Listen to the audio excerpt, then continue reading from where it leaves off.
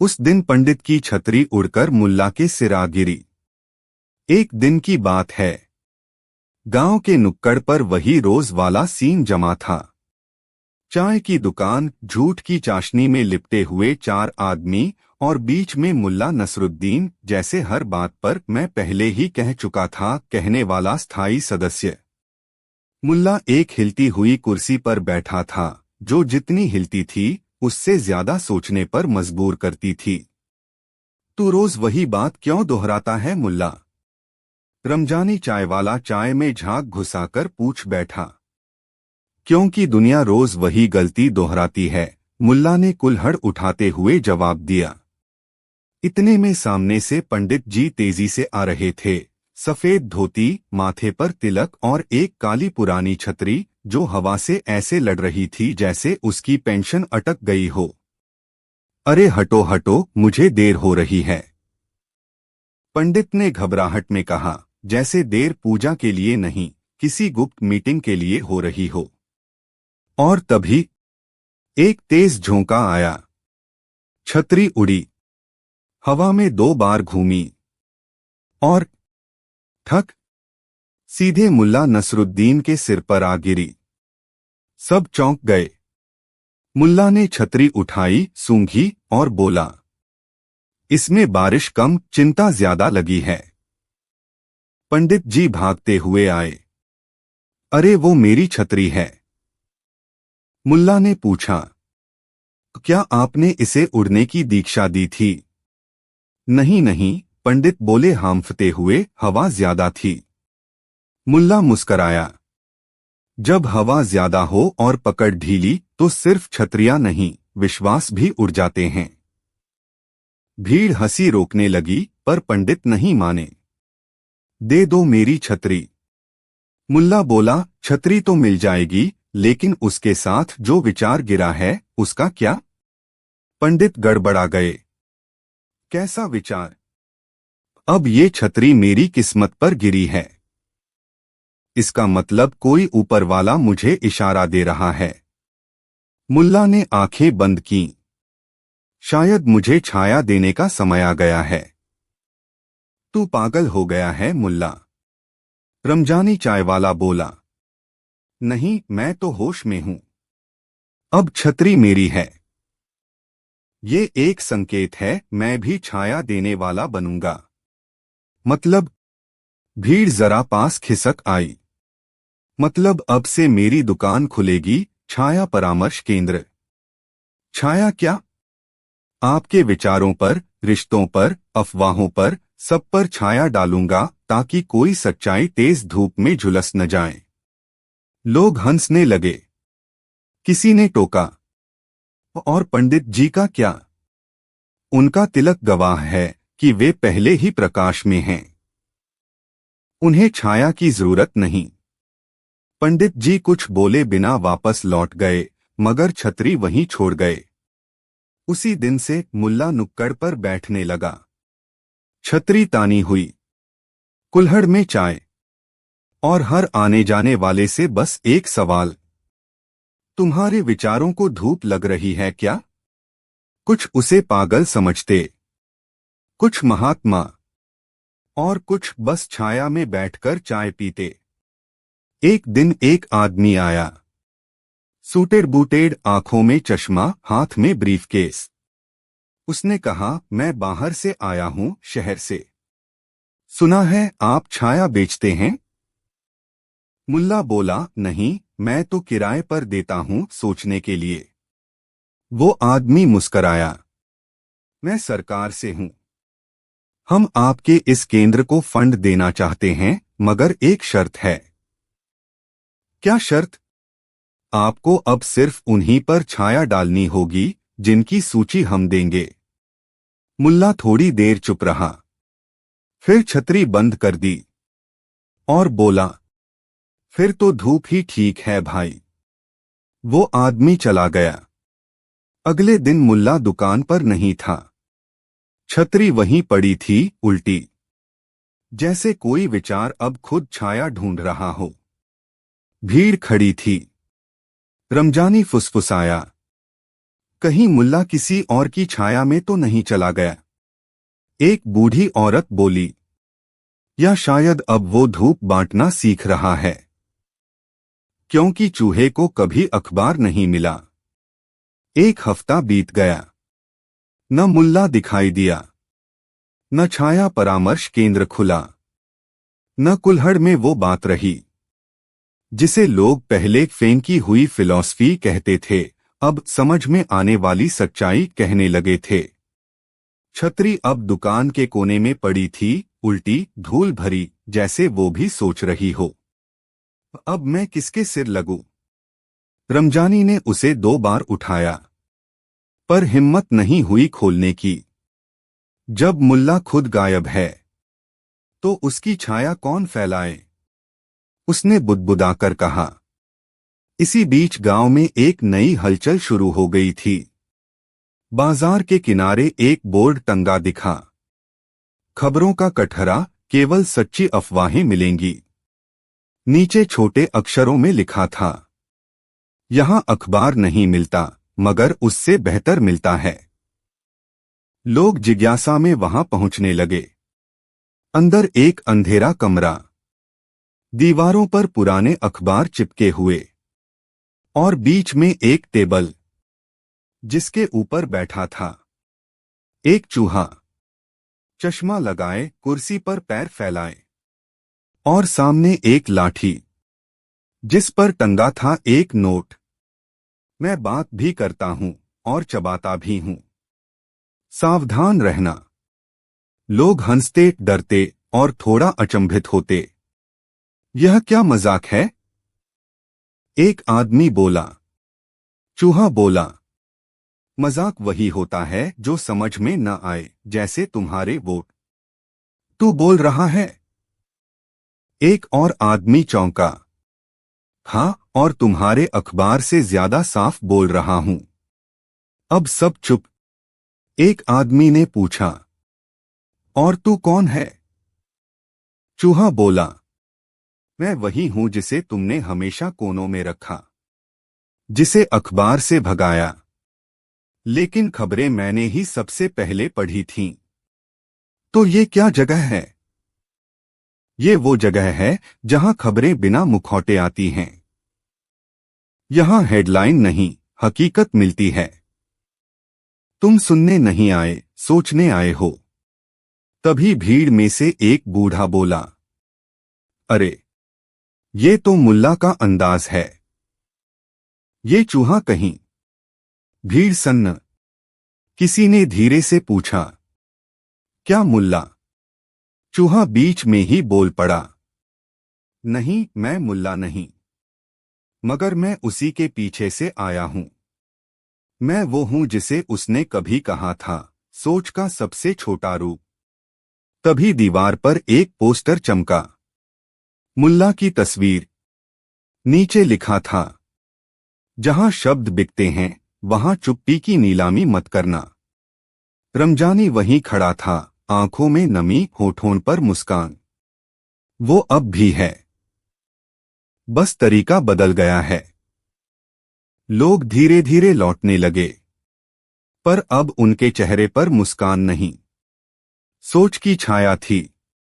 और छतरी? अब वो रमजानी की दुकान पर नहीं थी। उसी रात एक बूढ़ा किसान दौड़ता हुआ आया। अरे, मेरी छत पर कोई छतरी आई है। खुली हुई, और उसके नीचे एक चिट्ठी थी। क्या लिखा था? भीड़ ने पूछा। लिखा था, अब मैं छाया नहीं देता, सोच फैलाता हूं। अगर तुम्हारे विचार गर्म हो रहे हैं तो मुझे खोल लो। और नीचे सिर्फ एक निशान। अब लोग रोज उम्मीद में दुकान आते, छतरी ढूंढते, चूहा तलाशते, मुल्ला की बातों को याद करते। पर मुल्ला न वो गांव में था, न किसी गली में। बस कभी कभी किसी अखबार के कोने में, किसी पुरानी खबर के नीचे एक लाइन छपी मिलती, जब चूहा अखबार नहीं पाएगा तब वो खबर बन जाएगा। समाप्त। अगली कहानी। जिन चप्पलों ने दरवाजे पर इस्तीफा लिखा। एक दिन सुबह मोहल्ले की उस गली में, जहां हर दीवार कुछ न कुछ बोलती है और हर दरवाजा कम से कम दो अफवाहें पालता है, मुल्ला नसरुद्दीन अपने घर के बाहर बैठे थे, आंखों में वही पुराना धैर्य और मन में वही नया खुराफात। उनके पैरों के पास एक टूटी चप्पल रखी थी, जिसे वे 3 साल से निजी यात्रा सहयोगी कहकर संबोधित करते थे। मुल्ला की आदत थी कि वह हर चीज से बात करते थे, चाहे वह चाय का कप हो या चप्पल या फिर सामने वाले मकान की दीवार पर उग आया मकोड़े का घर। लेकिन इस बार मामला अलग था। चप्पल ने खुद इस्तीफा दे दिया था। हाँ, बाकायदा एक कागज पर लिखा था, अब नहीं होगा मुझसे, खुद ही नंगे पैर चलो। ये पर्ची सुबह सवेरे गेट पर मिली। मोहल्ले में चौंकने के लिए बहुत कुछ होता है, मगर मुल्ला की चप्पल का इस्तीफा खबर नहीं, सरासर संकट था। बात गंभीर है, मुल्ला ने खुद से कहा। जब चीजें बोलने लगें तो या तो इंसान बहुत कुछ सुनने लगा है या दुनिया में कुछ गड़बड़ है। इसी बीच चायवाला कासिम हामफता हुआ आया। मुल्ला, तुमने वो देखा क्या? आसमान गिरा या पकोड़े सस्ते हुए? नहीं, तेरे घर की दीवार पर किसी ने लिख दिया है, सोच प्रतिबंधित क्षेत्र। मुल्ला ने आंखें सिकोड़कर देखा। सचमुच नीली चौक से लिखा था, warning, no thinking beyond this point. Oh, Mulla ने लंबी सांस ली, शायद मेरी खोपड़ी को भी जोन में बांट दिया गया है। अब मामला और गंभीर हो गया। पहले चप्पल गई, अब सोच पर रो। वह भी उस आदमी पर जो मोहल्ले की चाय में विचारों का नींबू निचोड़ता था। मुल्ला ने बैठक बुलाई। गली के सभी पात्र, चाय वाले से लेकर कबाड़ी तक, दूध वाले से लेकर मोबाइल रिपेयर वाले तक, सब एक स्टूल पर टिके और मुल्ला बीच में खड़े। मित्रों, उन्होंने शुरू किया, हम एक ऐसे युग में प्रवेश कर रहे हैं जहां आपकी चप्पल भी असहमति जता सकती है। कबाड़ी ने टोका, पर मुल्ला, चप्पल बोलती कैसे है? जिस समाज में लोग चुप हैं, वहां चीजें बोलने लगती हैं। सब चुप। फिर एक पान वाले ने पूछा, और दीवार पर वो नो थिंकिंग जोन? यही तो मैं कह रहा हूं भाई। जब सोच पर रोक लगती है तो हम चप्पल जैसे हो जाते हैं, घिसते हैं, चुप रहते हैं और आखिर में दरवाजे पर छोड़ दिए जाते हैं। तभी कासिम बोला, पर इसका हल क्या है? तुम ही तो हमारे थिंकर हो। तो सुनो, आज से हम एक नया मिशन शुरू करेंगे, ऑपरेशन चप्पल वापसी। हम मोहल्ले की हर चीज से बात करेंगे, दीवार, खिड़की, गेट, ताले, और पूछेंगे वे क्या महसूस करते हैं। जब चीजों की आवाज समझ में आने लगे तो इंसानों की चुप्पी भी चीखने लगेगी। लोग हंसे, मगर धीरे धीरे उत्साहित हो गए। उन्हें लगा, अगर दीवारों से बात हो सकती है तो शायद मोहल्ला खुद को ठीक कर सकता है। अगले दिन से मोहल्ले में अजीब दृश्य था। मोबाइल रिपेयर वाला अपनी दुकान के पंखे से पूछ रहा था, तू रोज क्यों चिल्लाता है? पंखा बोला नहीं, मगर उसकी आवाज थोड़ी बदल गई। कबाड़ी अपनी तराजू से पूछ रहा था, तू सच में बराबरी करता है या बस दिखावा है? तराजू ने जवाब नहीं दिया, मगर अगले दिन उसने दोनों पलड़ों पर बराबर वजन दिखाया। धीरे धीरे मोहल्ला बदलने लगा। दीवारें साफ होने लगीं, गली में बैठने वाले बुजुर्गों के पास फिर से बातचीत की वजह आ गईं, और मुल्ला, वह अब और भी अजीब लगने लगा। एक दिन मुल्ला ने देखा, दरवाजे पर वही चप्पल फिर से पड़ी थी। उसके पास एक और पर्ची थी, मैं वापस आई हूं, मगर अब सोच समझ कर चलना होगा। मुल्ला मुस्कुराए, चाय पी और कहा, जब चीजें लौटती हैं तो या तो वे बदली होती हैं या हम। पर कहानी यहां खत्म नहीं होती, क्योंकि उस शाम जब मुल्ला गली के नुक्कड़ से लौट रहे थे, एक और नोट उन्हें मिला, इस बार उनकी ही टॉपी के अंदर रखा हुआ। लिखा था, हमारी बात अब बर्तन से होगी, तैयार रहो।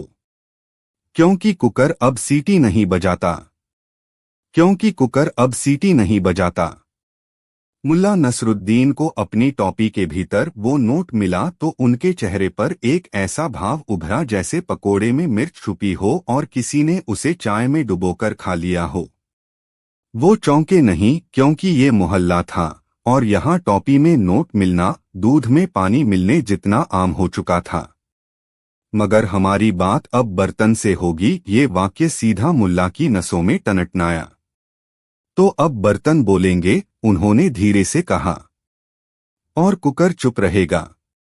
उन्होंने उसी शाम अपने पुराने धन हुए रसोई घर में प्रवेश किया। वहां गैस स्टोव की लौ उतनी ही कमजोर थी जितनी मोहल्ले के नल में पानी की धार। मगर उस रसोई में मौजूद बर्तन अब कुछ बदले से लग रहे थे। पहला इशारा वही कुकर था, वही पुराना काले दागों वाला प्रेशर कुकर जो बिना सीटी के बैठा था, मानो खुद अपनी प्रेशर में घुट रहा हो। मुल्ला ने कुकर को ध्यान से देखा और बोला, बोलो, अब तुम ही बताओ, क्या बात है? कुकर ने कोई आवाज नहीं की, पर जैसे उसकी चुप्पी में एक बौखलाया हुआ शोर भरा था। बाकी बर्तन, तवे, कड़ाही, थालियां सब सहमे हुए लग रहे थे, जैसे कोई बर्तनों की यूनियन हड़ताल पर हो। अचानक तवा टन से लुढ़क गया।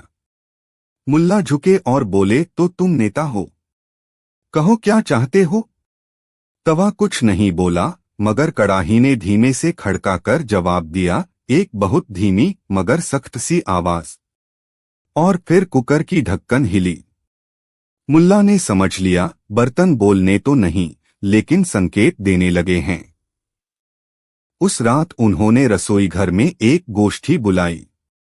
हाँ, रसोई की गोष्ठी, जिसमें चाय के 2 प्याले, एक अचार की बोतल और एक आलू काटने वाला चाकू उपस्थित थे। कुकर मध्य में रखा गया, मानो वही अध्यक्ष हो। मुल्ला ने माइक की जगह स्टील के गिलास को पकड़ा और बोला, बंधुबर्तनगण, मैंने मोहल्ले की सोच को पढ़ा, दीवारों की भाषा को सुना, अब तुमसे संवाद करने आया हूं। सुनो, जब तुम चुप हो तो घर में आवाजें मर जाती हैं, पर जब तुम बोलो तो परिवार जलता नहीं, पकता है। तवे ने धीरे से बजाकर हामी भरी। कुकर हिला, मगर सीटी फिर भी न बजाई। मुल्ला समझ गए, बात गहरी है। शायद बर्तनों को यह लगने लगा था कि उन्हें बस इस्तेमाल किया जाता है, सराहा नहीं जाता। उन्होंने कुकर के ऊपर हाथ रखा और कहा, मैं तुमसे माफी मांगता हूं। तुम्हें हर दिन जलाकर सिर्फ रोटियां बनवाता रहा, कभी पूछा नहीं कि तुम कैसे हो। कभी यह नहीं सोचा कि जब तुम सीटी बजाते हो तो क्या वो खुशी होती है या चीख। कुकर हल्का कांपा, लगा जैसे अंदर कुछ सुलग रहा हो। अगले दिन सुबह मोहल्ले में हलचल थी। हर घर में कुछ अजीब हो रहा था। शर्मा जी का कुकर फटने से बच गया, क्योंकि सीटी नहीं आई। रहमान चाचा का तवा पूरी तरह ठंडा था, गैस चालू थी, मगर रोटी नहीं बनी। नीला कपड़े धोने वाली बाल्टी पर बैठी रो रही थी, बाल्टी ने पानी रोक दिया था। कुछ था जो पूरे मोहल्ले में फैल रहा था, एक चुप्पी, एक निष्क्रियता।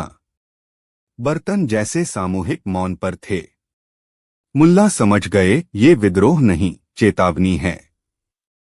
उन्होंने अपने मोहल्ले के सभी घरों को एक एक कर देखा।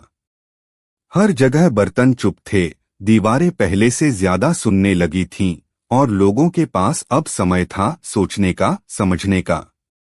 मुल्ला ने घोषणा की, आज से हर रविवार को हम बर्तन संवाद सभा करेंगे। हर घर एक बर्तन को मंच देगा और उस बर्तन के जरिए हम अपने घर की बातें, दुख सुख, थकावटें और अनसुनी इच्छाएं साझा करेंगे। ये सभा रोटी पकाने से ज्यादा आत्मा पकाने का काम करेगी। लोगों ने पहले हंसी उड़ाई। फिर एक महिला ने कहा, मेरी थाली कहती है, उसे रोज खरोंच आती है, पर कोई उसका दर्द नहीं देखता। एक बूढ़े व्यक्ति बोले, मेरी कटोरी ने मुझे याद दिलाया कि मैं भी कभी भरा पूरा था। धीरे धीरे बर्तन संवाद सभा मोहल्ले की परंपरा बन गई। कुकर फिर सीटी बजाने लगा, मगर अब हर बार बजने से पहले वह ढक्कन हल्का हिलाता, मानो इजाजत लेता हो। मुल्ला मुस्कुराते और कहते, अब ये सिर्फ रसोई नहीं, आत्मा का रिहर्सल रूम है। समय बीतता गया। मोहल्ला बदला नहीं, पर गहराया। बातें वही थीं, पर उनके कहने का तरीका बदल गया। दीवारें अब सुनती थीं, बर्तन बोलते थे, और लोग अब चुप रहकर समझने लगे थे। एक दिन मुल्ला की चप्पल फिर से गुम हो गई। इस बार कोई नोट नहीं था। मुल्ला दरवाजे पर बैठे रहे देर तक। फिर कुकर ने एक हल्की सी सीटी मारी। मुल्ला मुस्कुराए। और फिर एक आखिरी आवाज आई, नल से टपकते पानी की, जिसमें एक पर्ची भी थी। गीली पर्ची, आधी धुली। सिर्फ एक वाक्य पढ़ा जा सका, अब बात नल से होगी। जब साबुन ने खुद को धो डाला। जब मुल्ला नसरुद्दीन ने वो पर्ची देखी, भीगी, अधधुली और बस एक ही वाक्य कहती हुई, अब बात नल से होगी, तो वो समझ गए कि अब रसोई से बाहर निकलकर बदलाव का सिलसिला बाथरूम तक पहुंच चुका है। शाम को जब वे नहाने गए, तो नल से पानी की एक एक बूंद धीमे धीमे गिर रही थी, जैसे कोई थका हुआ बूढ़ा कवि लंबी सांसें लेकर कविता सुना रहा हो। मगर नल से कुछ और भी गिरा, एक छोटा सा सफेद झाग, बिल्कुल वैसा जैसे किसी ने साबुन को निचोड़ दिया हो। झाग के साथ एक और पर्ची थी, इस बार साफ लिखी गई, हल्के नीले रंग में। हम थक चुके हैं, बस गंदगी साफ करते करते। कभी किसी ने हमसे पूछा कि हमारी भी कोई परत होती है क्या? मुल्ला ने वो पर्ची पढ़ी और उनकी आंखों में एक गहरा ठहराव उतर आया। उन्होंने आईना देखा, जो हल्की धूल से ढका हुआ था। उसी पर अंगुली से उन्होंने लिखा, कभी आपने खुद को देखा है बिना धुलाए? अगले दिन उन्होंने पूरे मोहल्ले में घोषणा कर दी, अब हर हफ्ते एक दिन साफ-सफाई संवाद होगा, जिसमें साबुन, झाड़ू, टॉवेल, नल, मग और यहाँ तक कि आईना भी हिस्सा लेंगे। उनकी कहानियां भी सुननी हैं, क्योंकि गंदगी सिर्फ बाहर नहीं होती, कभी कभी वो हमारे देखने के ढंग में होती है। शुरुआत हुई बाथरूम से। पहली बैठक में साबुन रखा गया मध्य में। एक पुराना, आधा घिसा हुआ, जिसे रोज कोई न कोई रगड़ देता था। साबुन ने कुछ नहीं कहा, पर उसका आकार, उसकी झुर्रियां, उसकी खामोश चुप्पी सब बोल रही थी। तौलिए ने फुसफुसाकर कहा, हर बार हम किसी और की नमी को सोखते हैं, पर कोई हमारी नमी की बात नहीं करता। बाल्टी बड़बड़ाई, मैं हर दिन भरी जाती हूँ, फिर भी मुझे खाली किया जाता है, कोई ये नहीं देखता कि मैं भी कभी खुद से भरना चाहती हूँ। मुल्ला ने सबकी बात सुनी। फिर आईने की तरफ मुड़े और बोले, तुम सब कुछ दिखाते हो, पर खुद को नहीं बदलते। क्यों? आईना कांपा नहीं, पर हल्की सी परछाई उसके किनारों पर दिखी, जैसे किसी ने बहुत दिन से उसमें झांककर अपना असली चेहरा नहीं देखा हो। उसी दिन मोहल्ले में एक अजीब बदलाव शुरू हुआ। लोगों ने बाथरूम की टाइलों पर कविताएं लिखनी शुरू की। किसी ने लिखा, मैं झाड़ू हूँ, तुम्हारी धूल में नहीं, तुम्हारे दिनों की थकावट में खो जाता हूँ। किसी ने लिखा, जब तुम रोते हो तो मैं तुम्हारे आंसू नहीं धोता, सिर्फ तुम्हारा मुंह साफ करता हूँ, तुम्हारा मन अब भी गंदा रह जाता है। हर घर का बाथरूम अब एक नया मंच बन गया था, जहां रोज की साधारण चीजें, जो अब तक बस इस्तेमाल होती थीं, अब सम्मानित भी होने लगीं। और फिर वो दिन आया, जब एक बच्चा, जिसका नाम था अयान, नहाते वक्त जोर से चिल्लाया, मम्मी। साबुन गायब हो गया। मुल्ला तुरंत पहुंचे। देखा कि वहां सिर्फ पानी था, और एक आखिरी पर्ची, भीगी नहीं, सीधी और साफ, मानो खुद आईने ने लिखी हो। साबुन ने खुद को पूरी तरह धो डाला। अब वो तुम्हारी आत्मा में बस गया है। अब साफ करना तुम्हारा काम है, खुद को भी और दुनिया को भी। मुल्ला ने उस पर्ची को पढ़ा और पहली बार आईने में खुद को देखा, मगर इस बार उन्होंने सिर्फ चेहरा नहीं देखा, अपनी आंखों की थकावट, अपने दिल का डर और अपने अंदर के बर्तनों और साबुन की हलचल को भी देखा। फिर उन्होंने सभी मोहल्ले वालों को एकत्र किया और कहा, बर्तनों ने हमें सुनना सिखाया, साबुन ने हमें धोना सिखाया। अब जो रह गया है वो है छाया, वो जो हमेशा साथ होती है पर हम कभी उसका चेहरा नहीं देखते। लोगों ने पूछा, अब क्या? मुल्ला मुस्कुराए और बोले, अब बात परछाई से होगी। समाप्त। अगली कहानी, अखबार जो नींबू चाटता था। बात यूं शुरू हुई कि एक दोपहर, जब पूरा मोहल्ला अपने अपने कूलर में सन्नाटा भर रहा था और गली के कुत्ते भी अपनी दुमों को राजनैतिक बहसों से अलग रखकर नींद की छाव में लोटपोट हो रहे थे, तभी चौक पर मौजूद नन्हा समोसे वाला, असल नाम पिंटू, ने एक अखबार की पुरानी फटी कॉपी में गरम समोसे लपेटे और वो घटना घट गई जिसे बाद में गोल्डन आलू सिद्धांत कहा गया।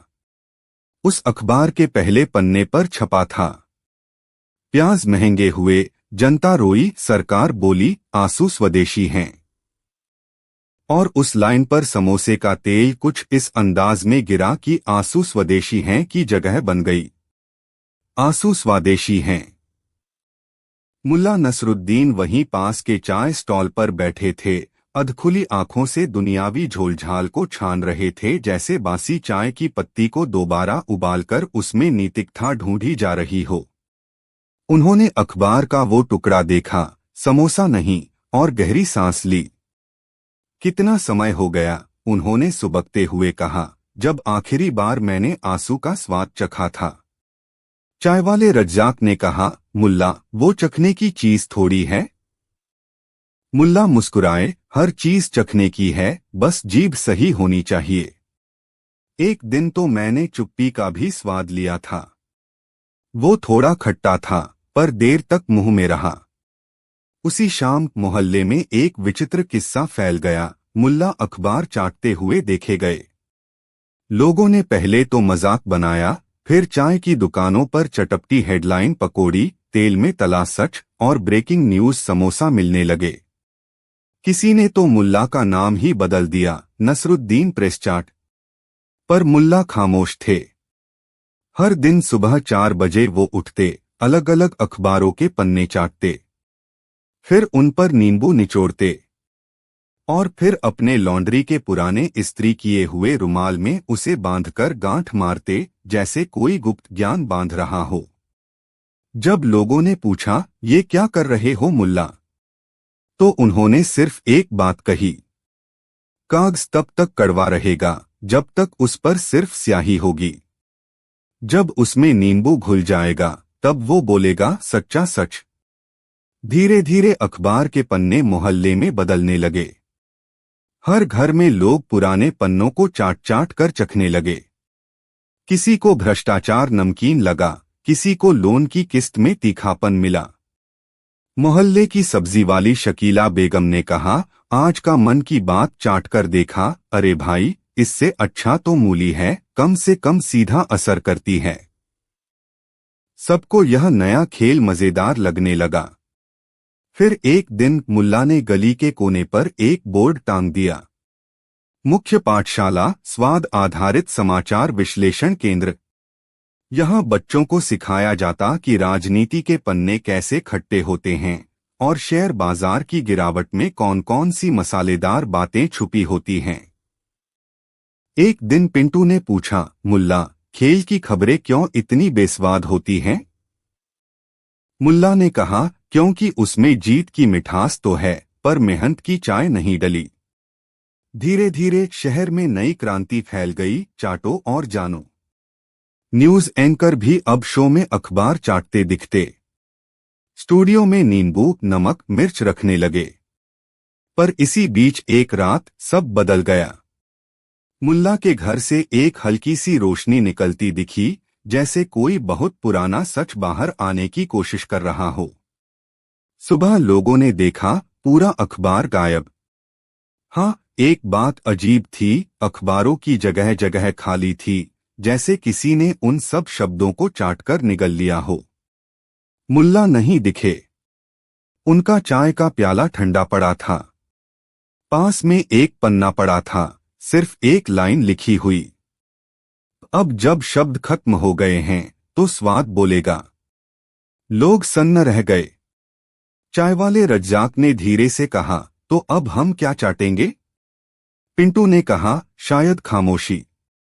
तभी मोहल्ले के डाकिये ने एक पार्सल दिया, ऊपर लिखा था, प्रेसचाट की तरफ से सच्चाई की अंतिम डिलीवरी। अंदर था नींबू का रस, एक नमी से भरा कपड़ा और एक पर्ची। अब स्वाद तुम्हारा, झूठ तुम्हारा, चाटो पहचानो। मुल्ला नसरुद्दीन कहाँ गए किसी को नहीं पता। कहा गया कि उन्हें आखिरी बार स्टेशन पर देखा गया था, एक अखबार के रद्दी बंडल के ऊपर बैठे हुए, बगल में एक नींबू और आंखों में हंसी की महीन सी परत लिए। बस इतना कहा उन्होंने। अब अगली हेडलाइन छपेगी मेरी जुबान पर। क्यों एक तकिया अदालत में गवाही देने चला गया? क्यों एक तकिया अदालत में गवाही देने चला गया? मुल्ला नसरुद्दीन के गायब होने के बाद पूरा मोहल्ला जैसे खाली खाली सा लगने लगा। वो आवाजें जो किसी सुबह के पहले चाय के कप से निकलती थीं, वो हंसी जो तली हुई राजनीति में नमक डाल देती थी, सब गायब हो गई थीं। पर असली हलचल तब मची जब चौक पर, जहां कभी मुल्ला अखबार चाटते थे, एक बोरसी के पास एक पुराना तकिया मिला। वही तकिया जो अक्सर मुल्ला की पीठ के नीचे होता था जब वो अपनी प्रेसचाट पाठशाला में ज्ञान दिया करते। तकिए के नीचे एक नोट था, यह अब गवाही देगा। लोग पहले हंसे, फिर परेशान हुए और फिर सब कुछ वैसा नहीं रहा जैसा पहले था। अदालत में तकिया। कुछ दिनों बाद शहर की सबसे विचित्र खबर आई, एक तकिया ने अदालत में केस दायर किया, जनता बनाम झूठ। यह कोई साधारण तकिया नहीं था, यह वही तकिया था जो मुल्ला की पीठ और सिर के बीच हर रोज सैकड़ों कहानियों का गवाह रहा था। उसके रेशों में मुल्ला की बातों की गूंज थी और उसकी सिलाइयों में सच्चाइयों की सिलवटें थीं। वकील हक्के बक्के रह गए। जज ने पहले हंसी उड़ाई, पर जब तकिए ने अपनी भर्राई आवाज में कहा, मैं हर वह बात जानता हूं जो सोते सोते भी सच हो जाती थी, तब सब चुप हो गए। तकिए की गवाही। अदालत में उसने बयान दिया, मैंने वह रातें देखी हैं जब मुल्ला नसरुद्दीन ने झूठ को तवे पर रखा और सच को चम्मच से घुमाया। मैंने वो सुबहें सुनी हैं जब लोगों ने उनके सिर के नीचे मुझे रखकर पूछा, सच बोले या आराम करें, और मुल्ला ने कहा, आराम तो झूठ का चचेरा भाई है। फिर तकिए ने वो सुनाया जो किसी ने नहीं सुना था, मुल्ला का आखिरी सपना। उसने कहा था, तकिए ने अपनी रुई की सांस में बोला, एक दिन ऐसा आएगा जब लोग खबर नहीं, उसकी खुशबू से सच पहचानेंगे। और जब ऐसा होगा, मैं अदालत में गवाही देने आ जाऊंगा। पूरे शहर में उथल पुथल। अब मामला गंभीर हो गया था। अदालत को फैसला देना था कि क्या यह तकिया झूठ के खिलाफ पर्याप्त सबूत है। क्या मुल्ला की अनुपस्थिति में उसके सपनों को वैधानिक मान्यता दी जा सकती है? सरकार ने कहा, हम तकिए के खिलाफ साजिश नहीं कर रहे, पर अगर आज एक तकिया बोलने लगे तो कल रजाई भाषण देने लगेगी। जनता ने कहा, कम से कम ये तकिया तो दबाव में नहीं है। इसने रातों को सच सुना है और दिन में चुप रहा है, ऐसा गवाह कहाँ मिलेगा? आखिरी दिन।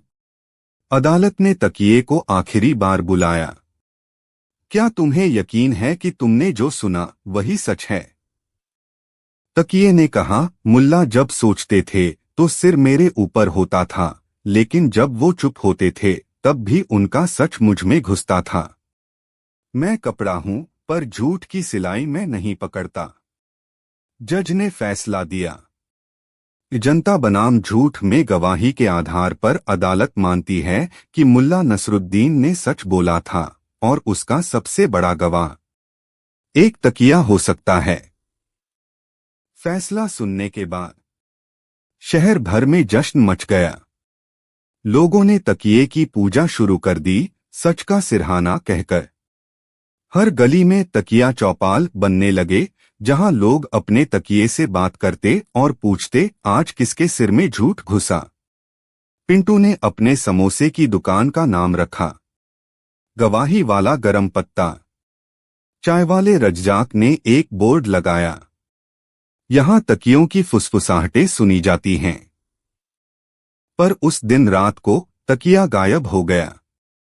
सिर्फ एक चिट्ठी मिली, अब जब सच बोल चुका हूं मुझे नींद चाहिए। और हाँ, मुल्ला कह रहे हैं अगली बार सपना खुद अदालत में आएगा। समाप्त। अगली कहानी। चप्पल ने इस्तीफा क्यों दिया। एक दिन की बात है। मुहर्रम चौक के पास नल के नीचे बैठा मुल्ला नसरुद्दीन अपनी पुरानी फटी हुई चप्पलें साफ कर रहा था। चप्पलें बहुत कुछ झेल चुकी थीं, महंगाई, मोहल्ले की राजनीति और पड़ोसी सत्तार की बेसुरी बांसुरी भी। लेकिन आज उनमें अजीब सी बेचैनी थी। मुल्ला ने जैसे ही एक चप्पल को तिरछा घुमाकर निचोड़ा, उसने टपकते पानी के साथ बुदबुदाकर कहा, बस अब और नहीं, अब इस्तीफा। मुल्ला ने पहली बार चप्पल की ओर देखा और पूछा, तू भी अब नेता बनने चला है क्या। चप्पल बोली, नहीं मुल्ला, अब सिर्फ चप्पल नहीं रह सकता। हर रोज किसी न किसी झूठ को कुचलते कुचलते थक गया हूं। मुल्ला ने ठंडी सांस ली और बोला, तो तू भी गया सत्तार के झांसे में। चप्पल की राजनीति। अगले दिन जब मुल्ला नंगे पैर चौक तक पहुंचा, मोहल्ले में खलबली मच गई। लोगों ने देखा कि उनकी वो मशहूर चप्पलें अब तकिए की तरह मंच पर बैठी हैं और भाषण दे रही हैं। हम सदियों से पैरों के नीचे हैं, पर अब हम आवाज बनेंगे।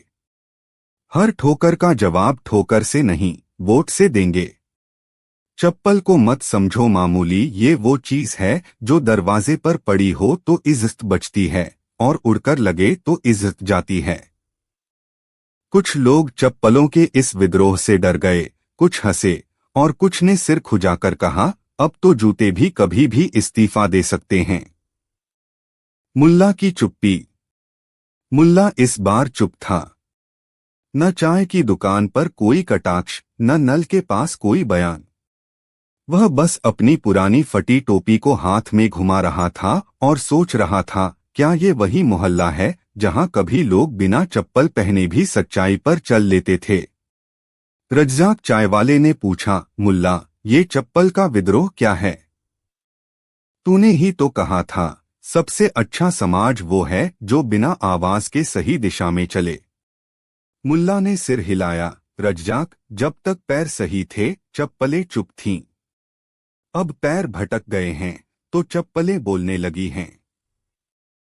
चप्पल सम्मेलन। कुछ दिनों बाद पूरे शहर में राष्ट्रीय चप्पल सम्मेलन का आयोजन हुआ। जगह पुराना बस स्टैंड, जहां कभी वक्त रुकता था, और अब लोग वहां हर प्रकार की चप्पलें आईं, स्कूल की रबर चप्पलें, वीआईपी स्लीपर्स, नेताजी की चमचमाती सैंडल और यहां तक कि मंदिर में पड़ी टूटी चप्पलें भी। पहली बार पूरे देश की चप्पलें एक मंच पर थीं। एजेंडा: 1. हमारी आत्मइज्जत। 2. नंगे पैर वाले लोगों के अधिकार। 3. फुटवियर इंक्लूजन नीति। 4. चप्पलों को मौसम आधारित सुरक्षा। मुल्ला वहां खामोश बैठा था, लेकिन उसकी आंखों में वो शरारत तैर रही थी जो हर बड़े विस्फोट से पहले दिखती है। पाव बचाओ आंदोलन। चप्पलों के भाषणों से प्रेरित होकर कुछ लोगों ने पाव बचाओ आंदोलन शुरू कर दिया। वे कहते, जब तक हमें सही दिशा नहीं मिलेगी हम चप्पल नहीं पहनेंगे। शहर में लोग नंगे पांव घूमने लगे। कुछ ने तो अदालत में केस तक ठोक दिया कि सरकार नंगे पांव चलने वालों को चप्पल भत्ता दे। इधर मुल्ला का पड़ोसी सत्तार, जो अब नया नया सोशल मीडिया इन्फ्लुएंसर बना था, हर रोज इंस्टाग्राम पर पाव पे पॉडकास्ट डालने लगा। आज का सवाल, अगर चप्पल बोलने लगी है तो क्या हमारा मौन गैर लोकतांत्रिक है? मुल्ला की ट्रिप। फिर अचानक एक दिन मुल्ला गायब हो गया। लोग कहते हैं वो चुपचाप बस में बैठा और शहर छोड़ गया। बस पाव में वही पुरानी इस्तीफा दे चुकी चप्पलें थीं। कुछ बोले वो सत्य की खोज में निकला है, कुछ ने कहा वो चप्पलें लेकर भाग गया है ताकि उन्हें फिर से मना सके। पर हकीकत यह थी कि मुल्ला ने बस में बैठे बैठे ड्राइवर से कहा था, भाई मुझे वहां ले चलो जहां लोग अब भी नंगे पांव सच पर चलने का साहस रखते हैं। ड्राइवर ने मुस्कुराकर पूछा, ऐसी जगह है क्या? मुल्ला ने कहा, होगी, वरना हम सब सिर्फ चप्पलें ही रह जाएंगे, बिना पैरों के। और मुल्ला चला गया, बिना विदाई, बिना आखिरी चाय, बिना कटाक्ष। पर उसके जाते ही शहर की सड़कों पर एक नई मुहिम शुरू हो गई। चप्पल नहीं, दिशा चाहिए। हर गली में पोस्टर लगने लगे, अब चप्पलें नहीं, सोच पहनो। सत्य के रास्ते पर पैर जरूरी हैं, ब्रांड नहीं। चप्पलों का पत्र। मुल्ला के जाने के हफ्ते बाद चौक पर वही पुराना तकिया मिला। इस बार उसके नीचे एक चिट्ठी थी, हम चप्पलें हैं, चलने को पैदा हुए, लेकिन अब हम थक गए हैं। जब सोच बैठ जाती है तो पैर कितनी भी तेज चलें, कुछ नहीं बदलता। मुल्ला गया नहीं है, वो देखने गया है कि सोच अब भी जिंदा है या सबने इस्तीफा दे दिया है। लोग स्तब्ध रह गए, किसी ने कुछ नहीं कहा। सबने सिर झुकाया और देखा अपने अपने पैरों की ओर। जब नालियों ने मार्च निकाला, मुहर्रम चौक की गलियां अब वैसी नहीं रही थीं। जहां पहले लोग गप्पे लड़ाते थे, वहीं अब गंभीर चर्चाएं होती थीं। चप्पलों के विद्रोह ने मोहल्ले में जैसे कोई अदृश्य क्रांति पैदा कर दी थी। पर असली तूफान अभी आना बाकी था, और वो आया नालियों के रूप में। सबसे पहले पुरानी चाय की दुकान के पीछे बहने वाली नाली में हलचल हुई। वो वही नाली थी जिसमें वर्षों से चाय की पत्ती, समोसे का तेल और रज्जाक के जले हुए सपनों का बहाव होता रहा था। अब वो नाली अचानक गुर्राई। एक रात जब पूरा मोहल्ला गहरी नींद में था, एक तेज घुरघुराहट हुई। लोग उठे तो देखा नालियों से पानी नहीं, शब्द निकल रहे थे। हाँ, शब्द, नाराज, गुस्से से भरे और जिंदा। अब बहुत हुआ, हमें क्यों समझा जाता है गंदा? हम भी समाज का हिस्सा हैं। हर सपना गिरता है पहले हमारे ही अंदर। लोग सन्न थे। रज्जाक के बेटे, जो ट्विटर पर कुछ ज्यादा ही वक्त बिताता था, उसने तुरंत वीडियो बनाया। नली की आवाज। वीडियो वायरल हुआ। सुबह तक पूरे शहर में चर्चा थी, क्या नालियां भी संवैधानिक अधिकार चाहती हैं? नाली पंचायत का गठन। मोहल्ले के गणमान्य नागरिकों जैसे कबाड़ वाले रमजान, पेठे वाले रामसरन और बाल काटने वाले वकील मियां ने मिलकर नाली पंचायत गठित की। पंचायत का उद्देश्य था नालियों की शिकायतें सुनना और उन्हें मुख्यधारा में लाना। पहली बैठक में ही नाली नंबर 3 ने कहा, हमें सालों से सिर्फ गटर समझा गया, लेकिन असल में हम समाज का आईना हैं। जैसा समाज वैसी नाली। नाली नंबर 5, जो मोहल्ले के स्कूल के पास थी, बोली, हर बच्चे का गिरा टिफिन, हर टीचर की फेंकी उम्मीद, सब मुझ में सड़ती रही। लेकिन अब मैं बोलूंगी। कुछ लोगों को ये सब मजाक लग रहा था। सत्तार, जो अब यूट्यूब चैनल चला रहा था, बोला, आज नाली बोल रही है, कल क्या? बिजली के मीटर आत्मकथा लिखेंगे? लेकिन लोगों ने सत्तार की बातों पर ध्यान देना बंद कर दिया था। उन्हें लगने लगा था कि नालियां सिर्फ गंदगी नहीं बहा रहीं, वो आवाजें बहा रही हैं, जिनसे हम सालों से मुंह फेरते आ रहे थे। मुल्ला की वापसी। और ठीक इसी वक्त एक लंबी चुप्पी के बाद मुल्ला नसरुद्दीन वापस लौटा। न उसके चेहरे पर वही पुराना व्यंग्य था, न आंखों में वही शरारत। बस हाथ में एक किताब थी, सुनिए, जो कभी कहा नहीं गया। सब मोहल्ले वाले इकट्ठा हो गए। उन्होंने पूछा, मुल्ला तू कहाँ गया था? मुल्ला ने धीरे से कहा, मैं ढूंढने गया था कि सच बोलने वाले अब भी बचे हैं या नहीं।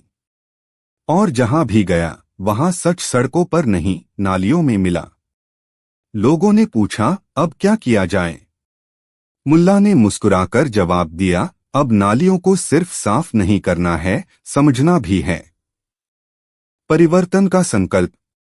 चप्पलों के विद्रोह और नालियों के भाषणों के बाद मोहल्ले ने सामूहिक निर्णय लिया। स्कूल में एक नया विषय जोड़ा गया, समाज की चुप आवाजें। नालियों के लिए विश्राम दिवस रखा गया, हफ्ते में एक दिन जब कोई उनमें कुछ नहीं फेंकेगा। हर गली में गंदगी मत फेंको, सोच फेंको के पोस्टर लगे। रज्जाक की चाय की दुकान अब डिबेट हॉल बन चुकी थी, जहां मुद्दों पर चर्चा होती थी और समोसे के साथ सच्चाई भी परोसी जाती थी। सत्तार अब अपनी यूट्यूब स्टूडियो में बैठकर बोलता, कभी चप्पलें चलती थीं, अब विचार दौड़ते हैं। क्या ये बदलाव असली है? और मोहल्ले वाले कहते, अब कोई फर्क नहीं पड़ता, क्योंकि चुप चीजें अब बोलने लगी हैं। अंतिम दृश्य। एक शाम सूरज जब गलियों पर हल्का सा नारंगी रंग छिड़क रहा था, मुल्ला चुपचाप बैठा था अपने पुराने तकिए पर। पास ही वो चप्पलें रखी थीं, जो अब फिर से पहनने लायक बन चुकी थीं। और नाली में पानी बह रहा था, साफ, चुप, लेकिन गहराई लिए हुए। मुल्ला ने धीरे से कहा, हम सब वही हैं जो गंदगी से गुजरते हैं, लेकिन उसमें गुम नहीं होते। अगर सुन सको तो हर नाली में सच्चाई की आवाज है। बस कान चाहिए, चप्पलें नहीं। कहकर वो उठा, चप्पलें पहनी और मोहल्ले की उसी गली में चल पड़ा, जहां लोग अब सोच से चलते हैं, पैरों से नहीं। कहानी समाप्त। अगली कहानी। मुल्ला नसरुद्दीन और वह गाय जो उड़ती थी।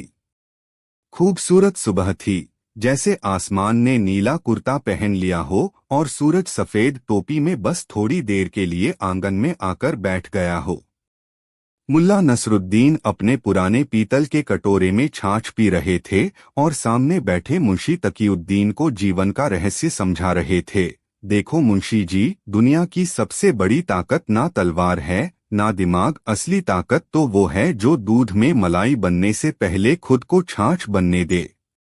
मुंशी तकीउद्दीन कुछ समझ पाते उससे पहले ही गांव के कोने से आवाज आई, गाय उड़ गई। गाय उड़ गई। लोगों ने सोचा कोई बच्चा मजाक कर रहा है, लेकिन जब लाला गुलाबचंद की हवेली के ऊपर से एक काली गाय सचमुच उड़ती हुई गई, तब सबकी छाछ उल्टी हो गई। गांव के सभी बुजुर्ग, जवान, बच्चे और आलसी लोग मैदान में इकट्ठा हुए। पंचों की आपात बैठक बुलाई गई। मुद्दा गंभीर था, गाय उड़ रही है। और वो भी कोई मामूली गाय नहीं, वो थी हाजरा चाची की गोरी। गोरी जो अब तक अपने जीवन में सबसे ज्यादा उछलकर सिर्फ खाट तक पहुंची थी, अब खुले आसमान में पंखों के बिना उड़ रही थी। गाय की उड़ान का रहस्य। गोरी के उड़ने की खबर जंगल पार वाले गांवों तक पहुंच गई थी। लोग सोशल मीडिया पर हैशटैग चला रहे थे, उड़ान बाय गोरी, काउ विथ विंग्स, मूस गाय। मुल्ला नसरुद्दीन से लोग जवाब चाहते थे। वो आखिर गांव के सबसे ज्ञानी थे। लोग कहते, मुल्ला ये तुम्हारी ही कोई चाल है, बोलो। मुल्ला मुस्कुराए और बोले, भाई चाल तो मेरे खच्चर की भी नहीं बदली पिछले 10 साल में, मैं गाय को क्या उड़ाऊंगा। पर कुछ था। हर रात गाय जमीन पर रहती, पर सुबह होते होते वो हवा में नाचती। कुछ ने दावा किया कि उसके सींगों में चुंबकीय शक्ति है, कुछ ने कहा कि वो गाय नहीं एलियन है। गांव का विज्ञान मेला। आखिर तय हुआ कि गांव में विज्ञान मेला लगेगा और सभी गाय उड़ान विशेषज्ञ बुलाए जाएंगे। मेला लगा। इसमें देश भर से गाय वैज्ञानिक आए, कोई गोजातीय वायुदाब विशेषज्ञ, कोई गोगुरुत्व हटाने वाला योगाचार्य। एक बाबा बोले, गोरी पिछले जन्म में गरुड़ थी। एक वैज्ञानिक बोला, उसने गुरुत्वाकर्षण का पेट काट दिया है। मुल्ला सब सुनते रहे चुपचाप, लेकिन उन्होंने गोरी के बैठने और उठने के ढंग पर नजर रखी। वो हमेशा एक खास पेड़ के नीचे जाकर लेटती थी और सुबह उसी पेड़ की डाल पर लटकती मिलती। एक दिन रात में मुल्ला वहीं सो गए, पेड़ के नीचे। आधी रात को उन्होंने देखा, एक हल्की सी रोशनी गोरी के चारों ओर फैल रही थी और अचानक बिना किसी पंख या प्रयास के वो उठने लगी, धीरे धीरे, जैसे सपनों में तैरती हो, और फिर हवा में खो गई। सुबह गांव वालों को बताया गया कि यह घटना अब तक के सभी वैज्ञानिक नियमों को तोड़ती है। लोगों ने सवाल उठाए, मुल्ला, क्या ये चमत्कार है? नहीं, मुल्ला बोले, ये हमारी सोच की सीमा का पर्दाफाश है। राजनीतिक बवंडर। इस उड़ती गाय का मामला अब पंचायत से निकलकर राजधानी तक जा पहुंचा। एक पार्टी ने कहा, गाय हमारी राष्ट्रीय पहचान है और अब वो उड़ भी रही है, ये तो प्रगति है। दूसरी पार्टी ने पोस्टर लगाए, गाय उड़ रही है, जनता भूखी मर रही है। गांव में टीवी चैनल्स के ऑब वैन लग गए। लाइव रिपोर्टरों की भरमार थी। हर संवाददाता गोरी को खोज रहा था। और तब अचानक गोरी दिखाई दी, एक ऊंचे टीले पर, और उसके पास बैठा था मुल्ला नसरुद्दीन। मुल्ला, आपको गोरी कैसे मिली? मैंने उसे ढूंढा नहीं, मैंने खुद को ढूंढा। और वो वहां थी जहां मेरी सोच की उड़ान खत्म हो जाती है।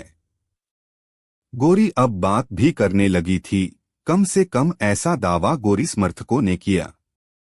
गोरी की कथित आत्मकथा भी छपी। मुझे उड़ना आता है क्योंकि तुमने मुझे बांधना सिखाया। गोरी आंदोलन की शुरुआत। गोरी के उड़ने ने एक नई सामाजिक क्रांति की शुरुआत की।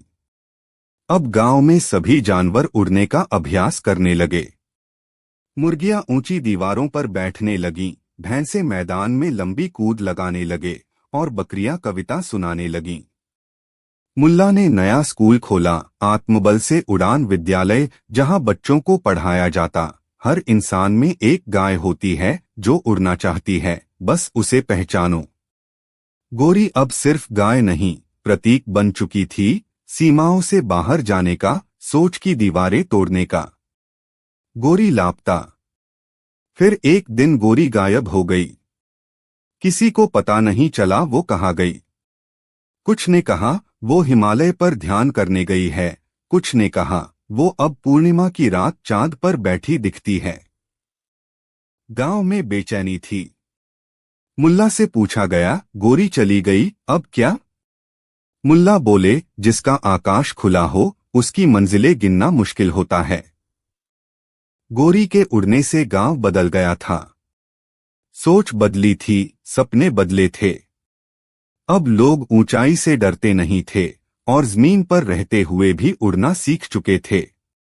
गोरी के जाने के बाद गांव जैसे उदासी की चादर ओढ़ चुका था।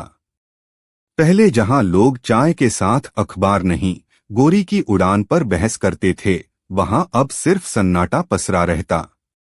मुल्ला नसरुद्दीन अब भी हर सुबह अपनी पुरानी खटिया पर बैठकर आसमान की ओर देखा करते, मानो किसी को लौट आने का इंतजार हो।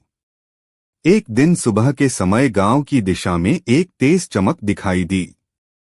लोग समझे बिजली गिरी है, पर वह बिजली नहीं थी, वो फिर से उड़ती हुई वही काली गाय थी, गोरी। लेकिन इस बार वह अकेली नहीं थी। उसके साथ दो और गायें थीं, एक सफेद और एक भूरे रंग की। गोरी की वापसी। गांव में हड़कंप मच गया। सब भागे मैदान की ओर। गोरी धीरे धीरे उतरते हुए उसी पुराने नीम के पेड़ के पास उतरी जहां से उसका उड़ान सफर शुरू हुआ था। जैसे ही वह जमीन पर उतरी, पूरा गांव ताली बजाने लगा। बच्चों ने ढोल बजाए, बुजुर्गों ने दुआएं दी। लेकिन इस बार गोरी बदली हुई थी। उसके माथे पर एक सुनहरी धातु की पट्टी थी, जिस पर कुछ अजीब सी भाषा में लिखा था। साथ आई गायें भी सामान्य नहीं थीं। उनके गले में हल्के नीले रंग की घंटियां थीं जो बजती नहीं थीं, बल्कि मंद मंद कंपन करती थीं। मुल्ला की खोज। मुल्ला चुपचाप गोरी के पास गए और उसकी आंखों में देखा। कुछ पल के लिए दोनों एक दूसरे की आंखों में ठहरे। फिर मुल्ला ने नीचे झुकाकर उस पट्टी को पढ़ने की कोशिश की, लेकिन वो कोई भी इंसानी भाषा नहीं थी। गोरी ने धीरे से अपने पैर से जमीन पर कुछ लिखा। यह संकेत था मुल्ला को एक बार फिर अपने सोच की सीमाओं से परे जाने का। अगली रात मुल्ला ने नीम के पेड़ के नीचे धूनी रमाई और आंखें बंद करके ध्यान में बैठ गए। जब सुबह हुई तो वो वहां नहीं थे। अद्भुत यात्रा। कई दिन बीत गए। मुल्ला का कोई सुराग नहीं मिला। तब अचानक एक दिन गांव के पास वाले छोटे तालाब की सतह पर एक नीला सा गोला चमका और उसमें से निकलकर आए मुल्ला नसरुद्दीन, पूरी तरह शांत और अलग से दमकते हुए। लोग दौड़े, पूछा, मुल्ला आप कहाँ थे? मुल्ला मुस्कुराए, जहां सोच खत्म होती है वहीं से ज्ञान शुरू होता है। मैं वहीं गया था, गोरी के साथ। उन्होंने बताया कि गोरी को पृथ्वी पर एक खास उद्देश्य के लिए भेजा गया था, ताकि इंसान को यह एहसास हो सके कि उसकी सीमाएं वही हैं जो उसने खुद बनाई हैं। उनके अनुसार गोरी और अन्य 2 गायें एक अंतर्ग्रहीय शोध का हिस्सा थीं। वो पृथ्वी की भावनात्मक चेतना पर अध्ययन कर रही थीं। गाय एक ऐसा जीव है जो शांति, सेवा और सहनशीलता का प्रतीक है, और यही कारण था कि उन्हें चुना गया। अंतिम रहस्य और निष्कर्ष। मुल्ला ने बताया कि गोरी का उड़ना कोई चमत्कार नहीं था। यह एक दर्पण था, इंसानी सोच का प्रतिबिंब। उसने उड़ान भरी तो लोगों ने भी कल्पनाओं को उड़ान दे दी। गोरी ने सीमाएं तोड़ी तो गांव ने भी अपने विचारों की जंजीरें तोड़ दी। लोग समझ चुके थे कि ज्ञान की असली कुंजी सवालों में नहीं, उस मौन में छुपी है जहां हम जवाब खोजने की कोशिश करते हैं। गोरी और उसकी साथी गायें अब वापस नहीं आईं। उन्होंने अपना काम पूरा किया और चले गए, शायद किसी और ग्रह पर किसी और सोच को जगाने। मुल्ला नसरुद्दीन ने गांव को अलविदा कहा और हिमालय की ओर चल दिए। अब मुझे वहां जाना है जहां सवाल पूछने वाले खुद सवाल बन जाते हैं। समाप्त। अगली कहानी। उस सड़क पर जो हमेशा पीछे की ओर मुड़ जाती थी। एक दिन की बात है जब गांव की वह एकलौती सड़क, जिसे सब उल्टी मोड़ वाली गली कहते थे, उस पर हर चीज उल्टी सी हो रही थी। सुबह होते होते सूरज ने क्लीनर से झांकी थी जैसे नया आंचल बांध ले, पर हवा उल्टी चल रही थी। लोग घरों से बाहर निकलते ही 2 कदम चलते और फिर पीछे की ओर खींचे चले जाते, बिना किसी ने रोक टोकी, जैसे सड़क ने उन्हें अपनी बाहों में फंसा रखा हो। मुल्ला नसरुद्दीन को इस विचित्रता का एहसास तब हुआ जब वे अपनी घिसी पुटी जूती पॉलिश कराने 5 कदम की दूरी पर स्थित रामू जूता रिपेयर की दुकान पहुंचे और उसी उल्टी दिशा में वापस उनकी जूती पैरों से उतरकर लौट आई। मुल्ला ने जूती देखी और बोले, अरे रक्का, ये जूते बाहर जाने का हाथ ही छोड़ देंगे। जूता वाले रामू ने मुस्कुराकर कहा, मुल्ला साहब, लगता है यहाँ तो लोग भी जूतों से तेज भागने लगे हैं। उसी दिन शाम तक पूरा गांव बेचैन हो गया। कोई बाजार तक पहुंचकर सामान लाना चाहता तो अचानक पीछे की ओर चल दिया, कोई तालाब पर नहाने गया तो लौटकर पकड़ में आया। ऐसा लगा मानो सड़क ने ही आदेश दे डाला, यहाँ मत जाओ, वहां मत जाओ। मुल्ला ने तय किया कि उन्हें इस उल्टी सी सड़क का राज खोलना होगा। अगले दिन भोर होते ही वे अपने कंधे पर पुराना बस्ता रखा, जिसमें चाय की मिठाई और एक पुरानी लोहे की घंटी थी, और निकल पड़े उल्टी गली की ओर। उनके पीछे मोहल्ले के 2-3 उत्साही युवक भी जुड़ गए। नलू, जो कभी छतरी बेचता था, फणी, जो पुरानी कहानियां इकट्ठा करता था, और दुलारा, जो चाय वाले की दुकान पर कभी कभी पोल खोलता था। जब वे गली के बीचों बीच पहुंचे तो देखा अमोटा सा मुर अब खोखला पेड़, जिस पर चिदंबरम नाम का पत्थर रामबाण की तरह टंगा था, और नीली चादर ओढ़े 2 बूढ़े कुर्सियां पर बैठे थे, जिनकी आंखों में चालाक सी चमक थी। दोनों ने उन्हें देखा। एक ने धीमे स्वर में कहा, तुम्हें इस सड़क का राज ढूंढना है? मुल्ला ने सिर हिलाया। बूढ़े में से एक ने थपकी ली, यह सड़क उल्टी नहीं, वह सब उल्टा दिखाती है जो तुम अंदर समेटे हो। तुम्हारी इच्छाएं, तुम्हारी रोक, तुम्हारी डर, सब तुम्हें पीछे खींचता है। दूसरे बूढ़े ने थप्पड़ मारा, लेकिन मुल्ला को नहीं, बल्कि हवा को, जो थप्पड़ की गति उल्टी वापस लौटी थी। नलू घबरा गया, तो इसका मतलब हम अपनी हसरतों से डर रहे हैं? बूढ़ों ने हंसकर कहा, डर और इच्छा के बीच फर्क समझो, तब रास्ता खुद आगे निकलेगा। मुल्ला ने अपने बस्ते से घंटी निकाली और बजाई। घंटी की ध्वनि जैसे नदी में उतर आई, पर नदी ने भी उल्टी लहरें उड़ाई। बूढ़ों ने फिर कहा, घंटी से आवाज बाहर नहीं आती, आवाज तुम्हारे भीतर से निकलती है। जब तुम अपनी सच्ची आवाज खोज लोगे, तभी यह सड़क सीधी दिखेगी। अगली सुबह मुल्ला अकेले लौटे। गांव में लौटकर उन्होंने चाय वाले रज्जाक से कहा, आज चाय में चीनी कम, सच्चाई ज्यादा डालो। रज्जाक ने पूछा, क्यों? मुल्ला मुस्कुराए, इसी सड़क ने सिखाया, जिसमें मीठा ज्यादा हो वह मुकरता नहीं। तब से मोहल्ले ने छोटी छोटी चुनौतियां शुरू की। शाम को सब मिलकर एक दूसरे के डर की सूची लिखेंगे। हर सुबह एक दूसरे को अपनी सबसे बड़ी इच्छा बताएंगे। और हफ्ते में एक दिन घंटी दिवस मनाएंगे, जब सब अपनी आवाज बाहर निकलने देंगे। धीरे धीरे उल्टी गली की असर में कमी आने लगी। लोग अब डर को पीछे नहीं, आगे खींचकर आगे से कदम रखते। नलू ने अपनी दुकान की छतरी लौटा दी, मुझे वापस पीछे खींचती थी। फणी ने संग्रहालय बनाया, जहां उल्टी बातें सीधी संभाली जाती हैं। दुलारा चाय का नया फ्लेवर लाया, डर का कड़वा, हिम्मत का मीठा। और मुल्ला, वे फिर वही कोने पर खड़े, हाथ में बस्ता, आंखों में सवाल। जब कोई उल्टी मोड़ पर अटकता तो वे बस इतना कहते, देखो अपनी आवाज को, उसे बाहर आने दो, तब यह सड़क भी तुम्हें पीछे नहीं खींचेगी। कहानी अभी पूरी नहीं हुई है, क्योंकि उल्टी सी सड़कों पर चलते वक्त पाँव ठीक में नहीं, सोच में अटक जाते हैं। क्यों? अचानक कुएं ने कहा, ऊंचे मत कूदो।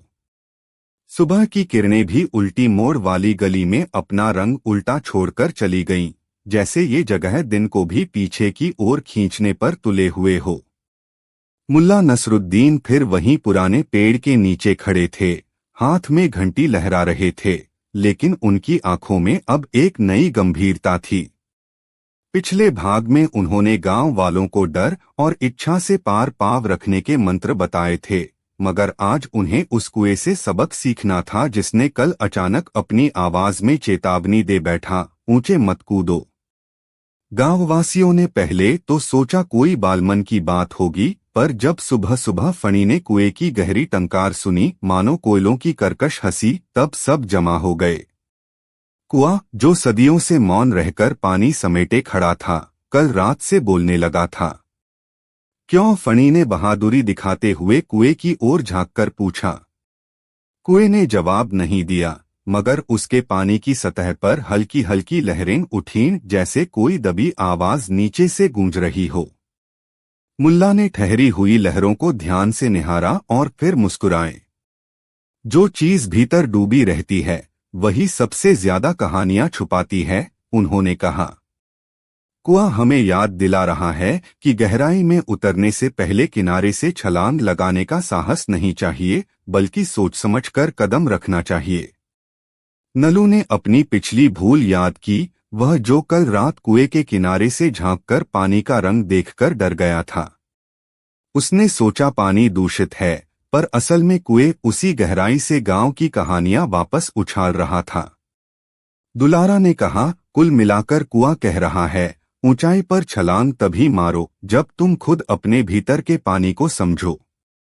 मुल्ला ने घोषणा की कि आज से कुआं संवाद सभा शुरू होगी, जहां कुएं की आवाज सुनकर लोग अपने ऐसे निर्णय लिखेंगे जो उन्होंने जल्दबाजी में लिए थे।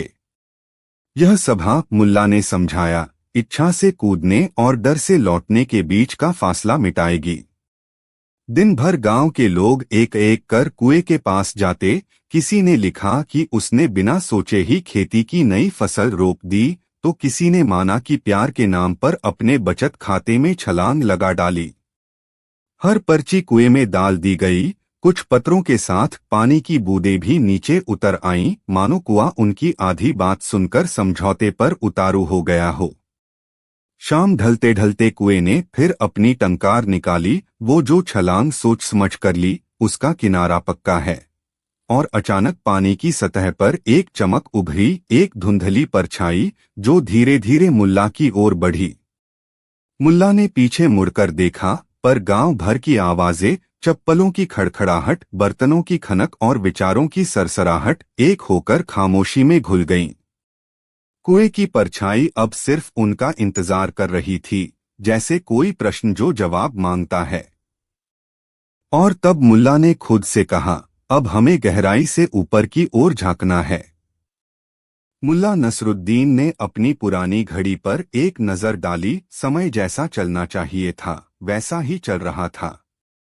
कुएं के पानी की परछाई अब स्थिर हो चुकी थी, मानो उसने गांव वालों के सारे प्रश्नों को अपने भीतर समेट लिया हो। सामने वही नीम का पेड़ खड़ा था, जिसके तले पिछले कई दिनों से उल्टी सी गली, चप्पलों का विद्रोह, नालियों की आवाजें, बोलने वाले बर्तन, उड़नगाय, पत्रकार चाट और अब तक कई अद्भुत घटनाएं घट चुकी थीं। मुल्ला ने गहरी सांस भरकर पानी में अपना प्रतिबिंब देखा, वह प्रतिबिंब जिसमें अब कोई उलझन नहीं, सिर्फ दृढ़ निश्चय था।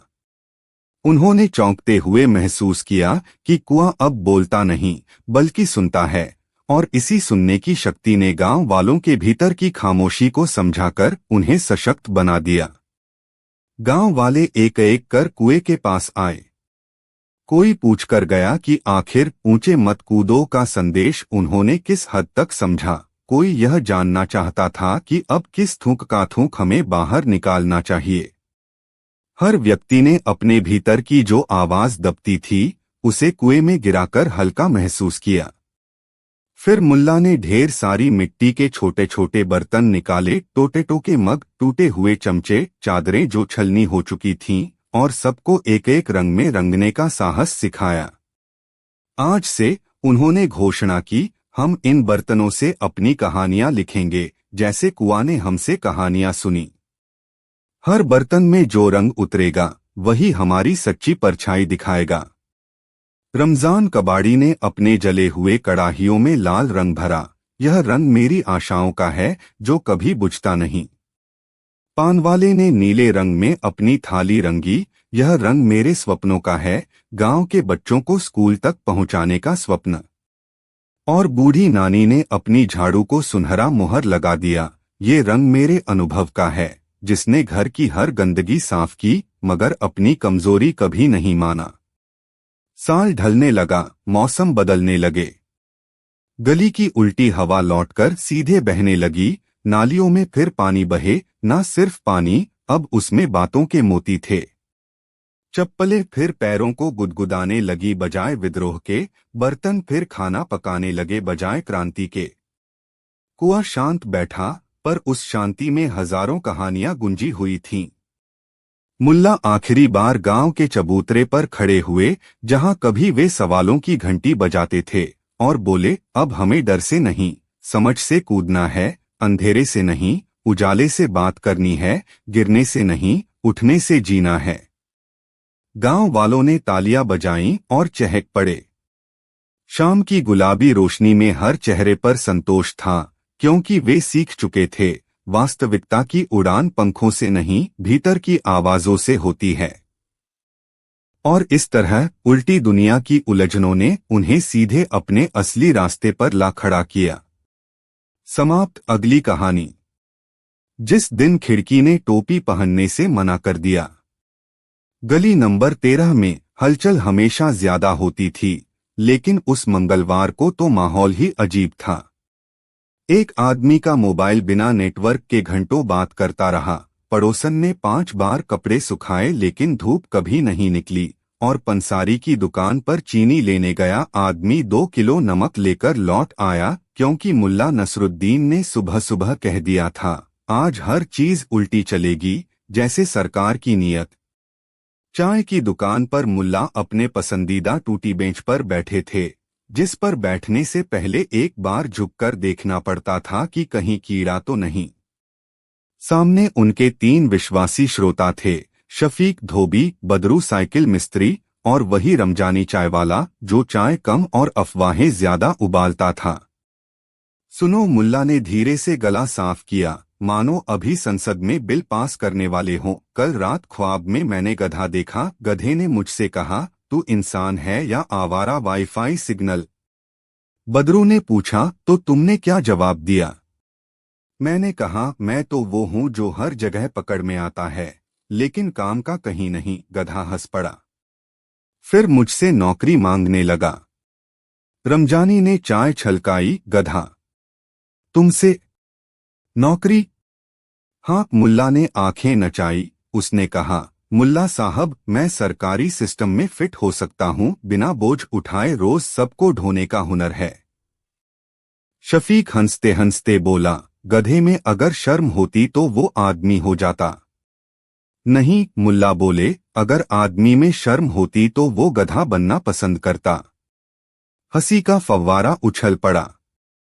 लेकिन तभी पीछे से आवाज आई, मुल्ला, जरा इधर तो आइए। ये आवाज थी बीजवाले आम की तरह सख्त और खट्टी, फातिमा बी की, जो मोहल्ले की खिड़की पीछे खड़ी जासूस थीं। हर किसी के घर के झगड़े से लेकर कचरे में फेंकी गई सब्जी तक की रिपोर्ट उनके पास थी। तो क्या बात है बीबी? मुल्ला ने धीरे धीरे उनकी तरफ कदम बढ़ाए, जैसे कोई सड़क पर गिरे 500 के नकली नोट को असली साबित करने जा रहा हो। कल रात तुम्हारी छत से कुछ गिरा था। मेरी खिड़की पर एक पुराना रेडियो। रेडियो? मुल्ला चौंके। मेरा रेडियो तो 1971 से ही बंद है, और उस पर आखिरी बार पाकिस्तान की हार की खबर आई थी। तो फिर किसका था? खुदा जाने, मुल्ला बोले, या शायद वह भी हार मान गया था, अब कोई उसे सुनना नहीं चाहता था। फातिमा बी ने आंखें तरेरी, मजाक मत उड़ाओ। रेडियो में आवाज आ रही थी, यह आकाशवाणी है।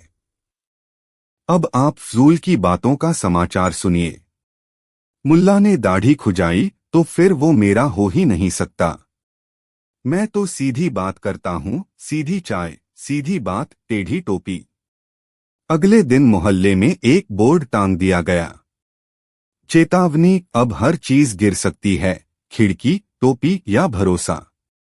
सावधान रहें। फिर वो हुआ जो हमेशा होता है, जो असंभव था वही संभव हुआ। गली नंबर 13 की खिड़कियों ने एकजुट होकर फैसला किया कि अब वे खुलेंगी नहीं। हर खिड़की पर छोटा सा नोट चिपका था, हम अब हवा नहीं देंगे, बहुत बह चुकी है। लोग हैरान थे। फातिमा भी गुस्से में थीं, मेरी खिड़की ने मुझसे बात करना छोड़ दिया है। जब सुबह उठी तो वो मुंह फुलाए खड़ी थी, जैसे मैंने उसका तकिया चुरा लिया हो। मुल्ला ने मुआयना किया। हर खिड़की की कलाई में एक अदृश्य पट्टी बंधी थी, जैसे चोट खा बैठी हो। फिर उन्होंने एक बयान जारी किया, इन खिड़कियों को आत्मसम्मान चाहिए। इतने सालों से लोग इनसे झांकते रहे, पर कभी इनकी ओर पलट कर देखा नहीं। आज इन्होंने ठान लिया है कि अब ये सिर्फ पर्दा नहीं बनेंगी, वक्त बदलेंगी। तभी स्कूल के बच्चों ने तय किया, अब वे ब्लैकबोर्ड की ओर पीठ करके पढ़ेंगे, क्योंकि खिड़की से बेहतर दृश्य उन्हें कहीं नहीं मिलता। शहर का प्रेस आया, टीवी कैमरे पहुंचे। रिपोर्टर ने पूछा, मुल्ला, ये खिड़कियों की क्रांति क्यों शुरू हुई?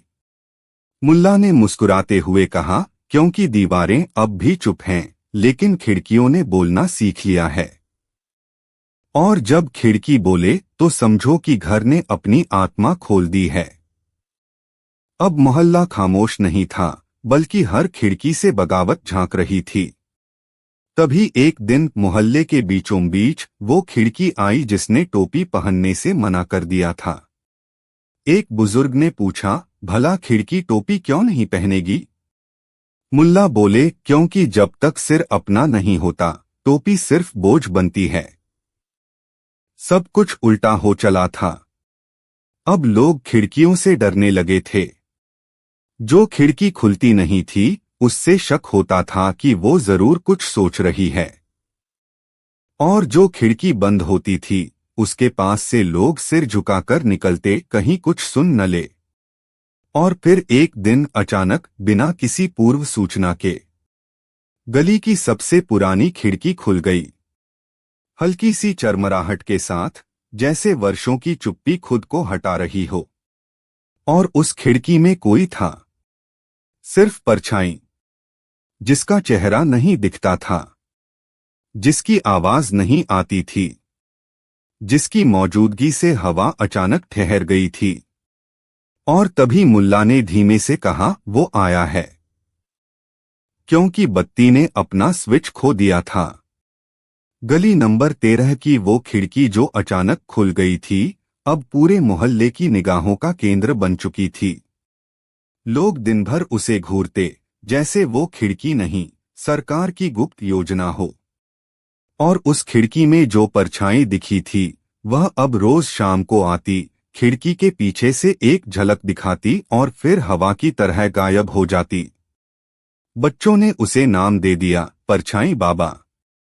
बुजुर्गों ने कहा, शायद ये वक्त का संकेत है। और मुल्ला नसरुद्दीन ने तो घोषणा ही कर दी, अब बत्ती का स्विच खो गया है। और अंधेरे को लगा है कि उसकी नौकरी स्थायी हो गई है। रात को गली में रोशनी नहीं होती थी। हर घर की बत्तियां जलती, लेकिन उजाला कहीं नहीं होता, जैसे रोशनी सिर्फ दिखावे के लिए हो, काम के लिए नहीं।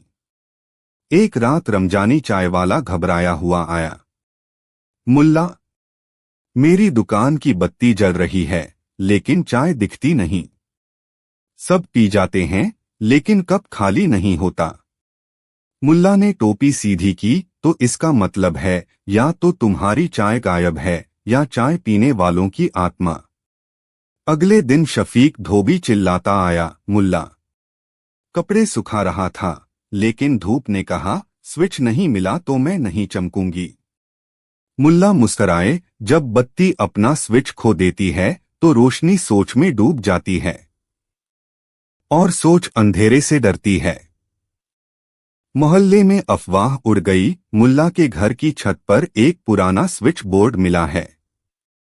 फातिमा भी अपनी काली चूड़ियों को खड़काते हुए बोली, जरूर उसी से सब कंट्रोल हो रहा है। मैं कहती हूं, वो परछाई उसी स्विच की रखवाली कर रही है। परछाई अब बोलने लगी थी। नहीं, मुंह से नहीं, लेकिन हर बार उसकी झलक के साथ किसी न किसी घर में बत्ती झपकने लगती। कभी तेज, कभी मंद। और फिर एक रात, गली की सबसे पुरानी बत्ती ने बोलने का साहस किया। न नॉट आवाज में, बल्कि टिमटिमाकर। 4 बार जलना, 2 बार बुझना, फिर रुकना। मुल्ला ने देखा, फिर आंखें बंद की और मुस्कराए। ये भाषा कोडेड है। ये मोर्स कोड नहीं, बल्कि मोहल्ला कोड है। रात भर मुल्ला ने बत्तियों की टिमटाहट पढ़ी और सुबह घोषणा की।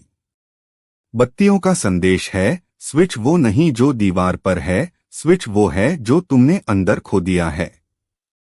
जब इंसान का इरादा बुझता है, तभी रोशनी रास्ता भूल जाती है। लोग अचंभित थे, मगर इससे पहले कि कोई सवाल कर पाता, परछाई बाबा ने कुछ नया किया। पहली बार उसने खिड़की से बाहर झांका और उसकी आंखों में दो छोटे बल्ब टिमटिमा रहे थे। एक आंख से रोशनी निकलती, दूसरी से अंधेरा, मानो दिन और रात साथ में सो रहे हों। मुल्ला ने सबको रोका, शांति, ये कुछ कह रहा है। परछाई की आंखों से रोशनी निकलती रही, दो लंबी चमक, फिर एक छोटी।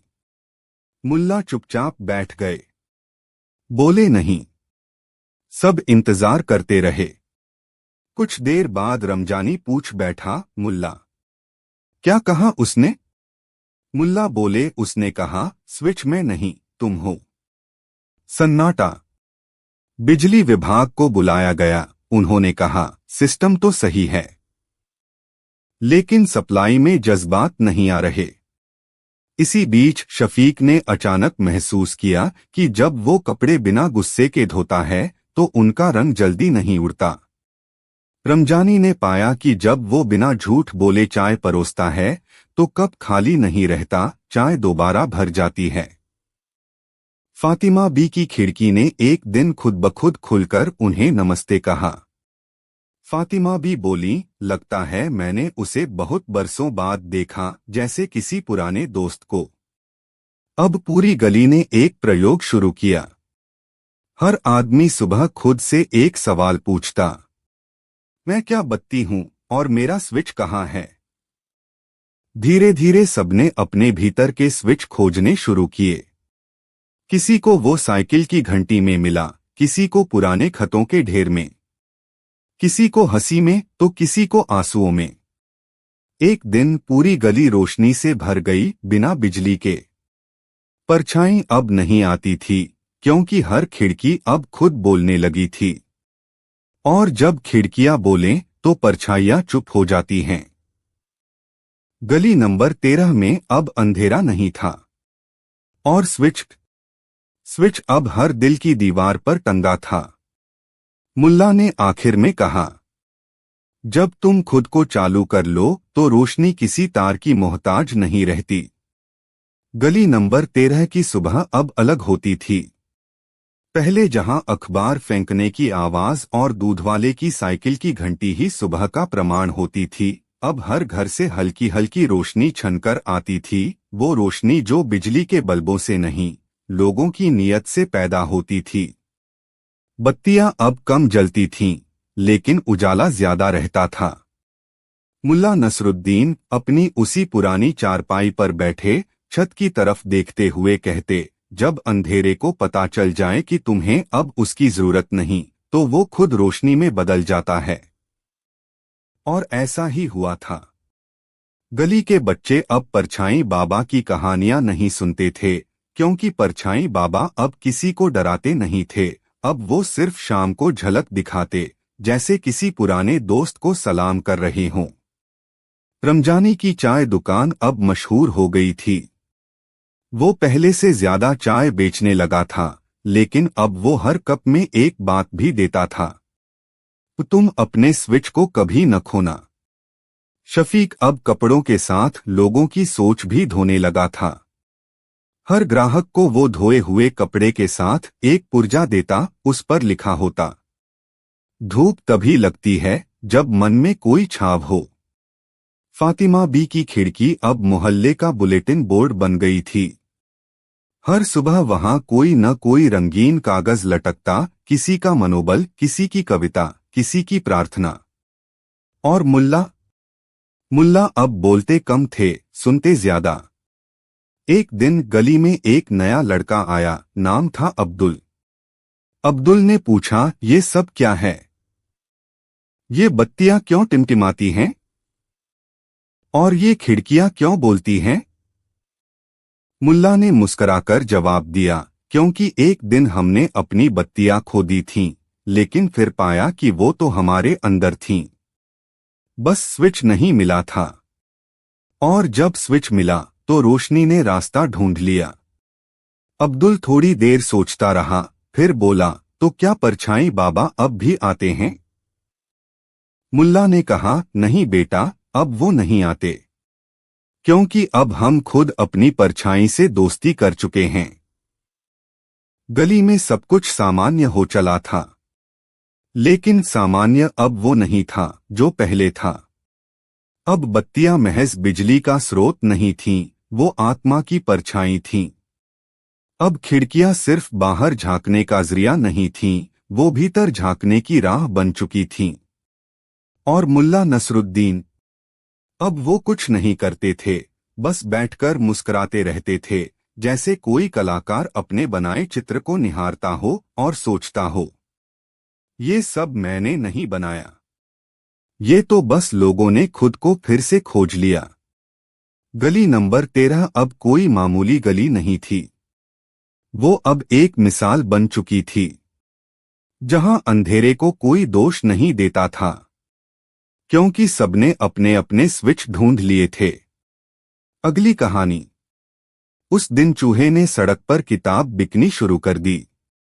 गांव की उस एकलौती चौमुखी चौराहा, जहां चारों ओर रेत के टीले थे और बीचों बीच एक टूटी फूटी सड़क, वो दिन अमूमन कोई खास नहीं होता। लेकिन आज उस चौक पर एक नया नजारा था। सुबह से ही एक चूहा हाथ में बैग लिए सड़क किनारे बैठ गया था और चिल्ली चिल्ली कर किताब बेच रहा था।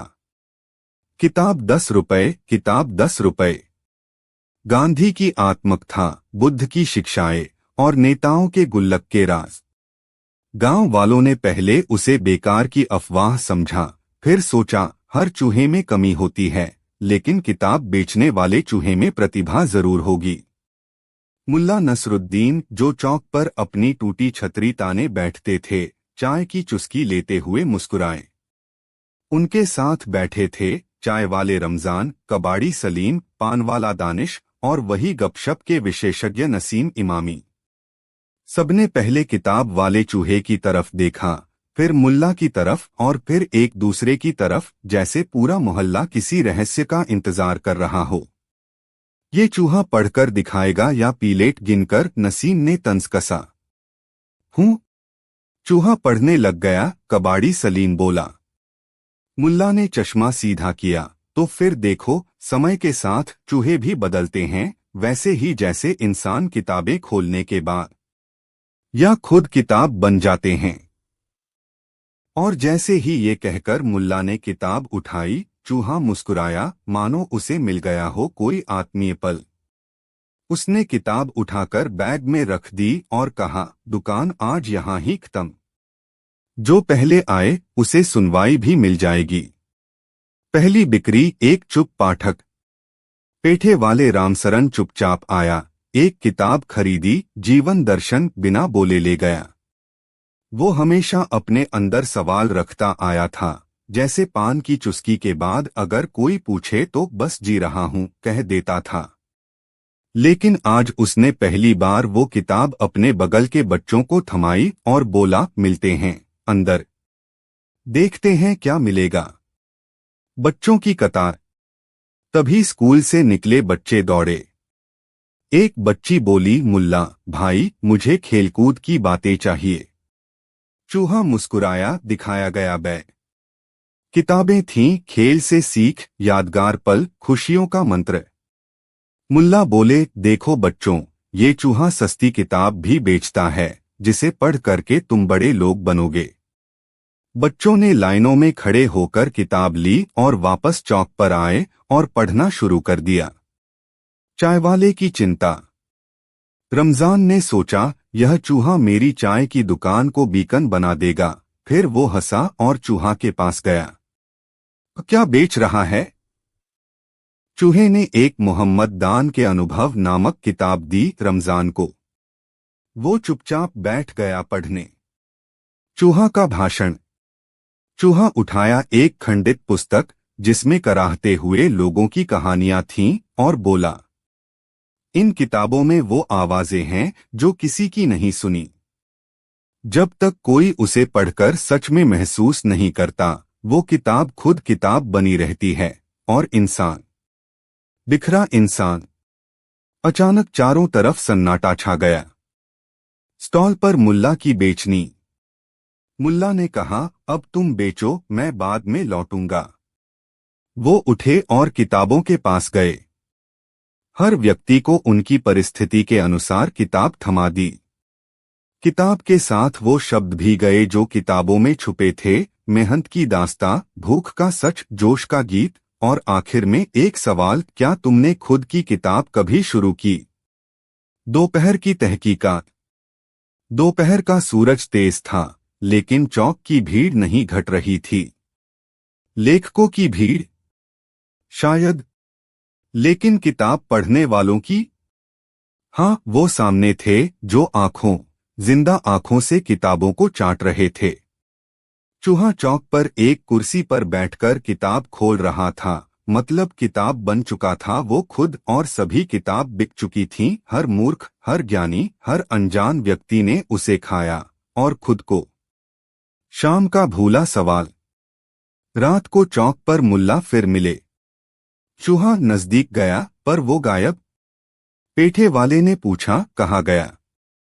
बच्चे बोले, शायद वह किताब बेचकर किताब बन गया। कबाड़ी बोला, मैं तो कहता हूँ वह चूहा अब हमारी आत्मा में बैठ गया। मुल्ला ने सिर हिलाया, जितना सबने लिया उससे ज्यादा मिला, और जब किताब बिक जाए तो पाठक खत्म नहीं होता, वो और उभरता है। निश्चित बिंदु। चांदनी रात आई। शांति ऐसी कि चूहे की याद भी गुम हो गई थी।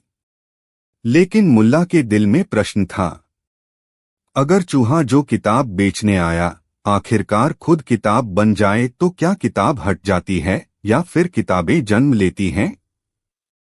जब चूहा खुद कहानी कहने लगा। चौक की वो दोपहर अब अतीत बन चुकी थी, लेकिन उसकी गूंज अब भी गांव के हर कोने में थी। मुल्ला नसरुद्दीन अब पहले से भी ज्यादा गंभीर हो गए थे। कभी जिन बातों पर वो ठहाके लगाते थे, अब वहां कुछ पल की चुप्पी छा जाती। ऐसा नहीं कि हंसी छूट गई थी, बस उसमें एक नई समझदारी घुल चुकी थी। चौराहा अब वैसा नहीं रहा। बच्चे वहीं बैठकर किताब पढ़ते, बूढ़े वहीं सोचते, और जवान वो वहीं अपने भविष्य की कल्पना करने लगे थे। पर सबके बीच एक सवाल अब भी तैर रहा था, वो चूहा कहाँ गया? मुल्ला का सपना। एक रात मुल्ला ने सपना देखा। चूहा एक ऊंची पहाड़ी पर बैठा था। उसके सामने बहुत सारी किताबें बिखरी थीं, और हर किताब से एक रोशनी निकल रही थी। चूहा उन रोशनी को जोड़ता जा रहा था, जैसे किसी अदृश्य धागे से सबको एक सूत्र में बांध रहा हो। चूहा बोला, हर कहानी तब तक अधूरी है जब तक उसे कोई सुनने वाला न हो, और हर पाठक तब तक अधूरा है जब तक वह खुद कहानी न बन जाए। मुल्ला चौंक कर उठे और बिना कुछ कहे अपनी डायरी में सिर्फ एक शब्द लिखा, कहानी। चूहा की वापसी। एक दिन सुबह सुबह जब गांव वाले अपने काम पर निकल रहे थे, तो उन्होंने देखा कि चौक के बीचों बीच एक छोटी सी लकड़ी की मेज फिर से रखी गई थी। उस पर कोई नहीं बैठा था, लेकिन एक चिट्ठी रखी थी। मैं अब कहानी कहने आया हूं। अगर सुन सको तो सुनो, वरना समझ सको तो समझो। चूहा। बगल में एक छोटी सी रिकॉर्डिंग मशीन रखी थी। जब बच्चों ने उसे चलाया तो एक धीमी सी आवाज आई, और वो चूहे की ही आवाज थी। पहली कहानी उस बच्चे की जो कभी सवाल नहीं करता था। वो स्कूल जाता था, टिफिन खाता था, घर लौट आता था। फिर एक दिन उसने अपने पापा से पूछा, पापा आप कभी रोते क्यों नहीं?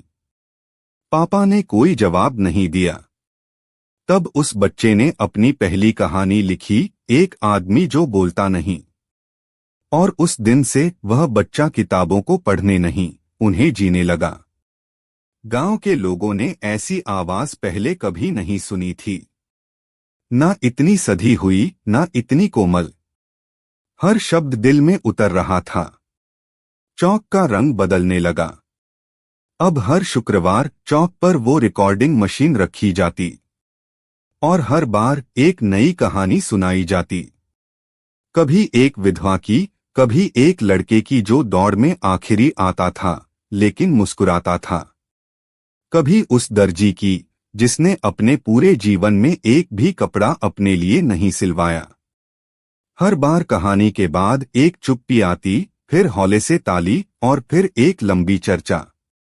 एक दिन मुल्ला ने बच्चों से पूछा, क्या तुमने कभी सोचा है ये चूहा ये कहानियां क्यों सुनाता है? बच्चों में से एक बोला, क्योंकि ये कहानियां हम सबके अंदर हैं। मुल्ला मुस्कुरा दिए, तब तो हमें अपने अंदर झांकना ही होगा। चूहे की किताब। कुछ हफ्तों बाद चौक पर एक किताब रखी मिली। उस पर कोई नाम नहीं था, सिर्फ 2 शब्द थे, मैं कहानी हूं। मुल्ला ने किताब उठाई, उसका पहला पन्ना खोला। लिखा था, अगर तुमने इसे केवल पढ़ा तो ये किताब अधूरी रहेगी। अगर तुमने इसे महसूस किया तो ये तुम्हारी कहानी बन जाएगी। किताब के हर पन्ने पर एक छोटी कहानी थी, लेकिन कहानी में पात्र नहीं होते थे, बस स्थितियां होती थीं। जैसे एक बूढ़ा आदमी जिसे सब जानते हैं लेकिन कोई उसका नाम नहीं जानता। एक औरत जो हर रात सपना देखती है कि वह उड़ रही है लेकिन सुबह उसकी टांगें कांपती हैं। एक लड़का जो अपने सवालों से डरता है। लोगों ने धीरे धीरे समझना शुरू किया, यह चूहा सिर्फ कहानियां नहीं सुनाता, वो आईना दिखाता है। चूहे का सच। रात को रमजान, सलीम और मुल्ला बैठे थे। रमजान बोला, कहीं ये चूहा तू ही तो नहीं मुल्ला? मुल्ला हंसे, अगर मैं होता तो इतनी सच्ची बातें कैसे कह पाता? सलीम ने कहा, या फिर हम सब ही वो चूहा हैं? मुल्ला ने सिर हिलाया, शायद। क्योंकि हर इंसान के भीतर एक छोटा सा चूहा जरूर होता है जो सच्चाई की किताबें चुपचाप लिखता रहता है। आखिरी रिकॉर्डिंग। एक दिन जब गांव वाले चौक पर पहुंचे तो वहां न मेज थी, न रिकॉर्डर, न किताब, बस एक कागज पड़ा था। वह, अब तुम सुनाओ। मैंने तो कहानियां कह दी, अब तुम उनमें जिंदगी भरो। गांव में अब हर गली एक कहानी बन गई थी और हर इंसान कहानी कहने वाला।